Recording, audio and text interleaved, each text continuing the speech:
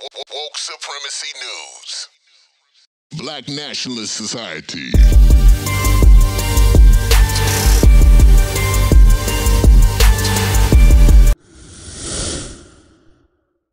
The thing that I keep coming back to was the feeling that I had in my gut up to January 6th, and partly because my wife Kate is a lawyer and was very read in on this stuff. And I think that people didn't recognize it then, and they still don't recognize it now, but Greg Jacob really brought it to bear.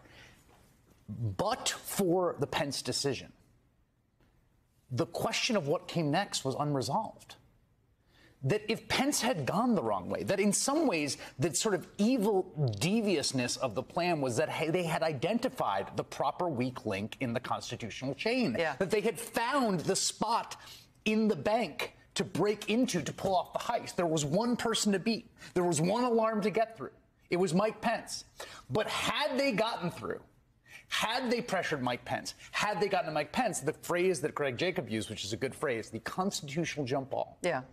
There was no roadmap if Mike Pence went into that joint session on January 6th and said, under my constitutional authority and authority under the Electoral Act, I say that these electors are no good.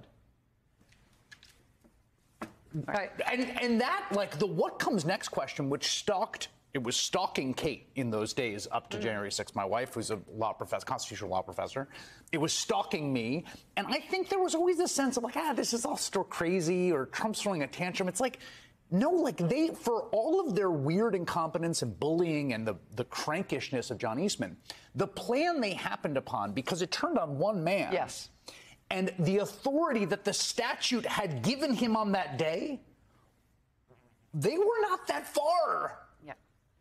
And that's the thing that Greg Jacob. They were wrong, but it was arguable. They were wrong, but they had found the correct leverage point. And they had found the correct portal through which to essentially warp the nation from a constitutional democracy to one in which power was decided in the streets.